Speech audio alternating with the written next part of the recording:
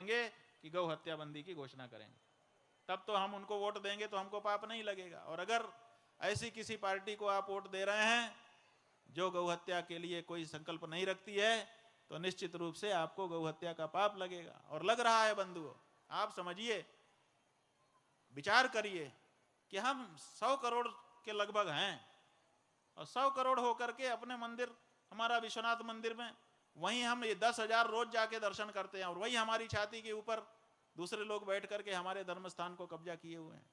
ऐसा कितनी जगह पे हो रहा है, हम कुछ नहीं बोल पा रहे हैं। इसका मतलब है कि हमारा जो पराक्रम है वो कहीं ना कहीं से दबा हुआ है। वो इसीलिए दबा है क्योंकि गौ माता का रक्त हमारी भूमि पर गिर रहा है। इसीलिए साधु महात्माओं को सिद्धियां नहीं हो रही हैं, मंत्र खूब जप रहे हैं। पुराने जमाने में हम लोग इतिहास पढ़ते हैं, पुराण पढ़ते हैं, गुरुओं से सुनते हैं, हमारे महात्माओं में कितनी शक्ति थी, जो बोल देते थे वो हो जाता था। ऋषि नाम पुनराद्या नाम वाचम अर्थोनुधावती। जो सामान्य लोग होते हैं, जो चीज होती है उसको बोलते हैं। जैसे यहाँ फूल का हार है तो कोई भी बोलेगा फूल का हार, लेकिन जो ऋषि होते हैं, आद्य होते हैं, विशिष्ट होते हैं, वो यहाँ हार नहीं होगा, और अगर वो कह देंगे हार तो यहाँ हो जाएगा। इतनी वाणी में उनकी शक्ति होती थी। अब वो वाणी की शक्ति कहाँ है? क्यों नहीं है वो वाणी की शक्ति? क्योंकि गौ हत्या हमारी भूमि पर हो रही है, और जब तक गौ हत्या हो रही है हमारी आध्यात्मिक शक्तियां उस रूप में जागृत ही नहीं हो सकती।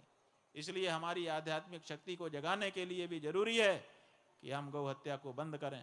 तो एक संकल्प तो हमको आपको लेना है, और दूसरा राजनीतिक दलों को लेना है कि चुनाव के पहले ही वो घोषणा कर दें। सभी राजनीतिक दल, लगभग 2000 पंजीकृत हैं चुनाव आयोग में, लेकिन कम से कम जो राष्ट्रीय दल हैं जिनके सरकार बनाने की संभावनाएं ज़्यादा हैं, यहाँ एक गोहिल जी बैठे हुए हैं, शक्ति सिंह जी, जब काशी में मंदिर तोड़े जा रहे थे, मूर्तियां तोड़ी जा रही थी, एक जगह मूर्तियां फेंकी गई थी तो ये गए थे वहाँ, हमको याद है।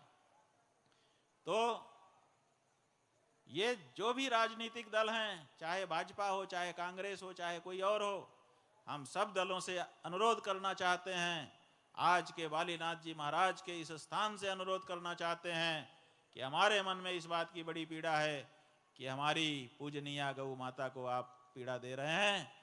जो हो गया उसके लिए अब हम कुछ आपको दोष नहीं देंगे, लेकिन आगे अगर ये होता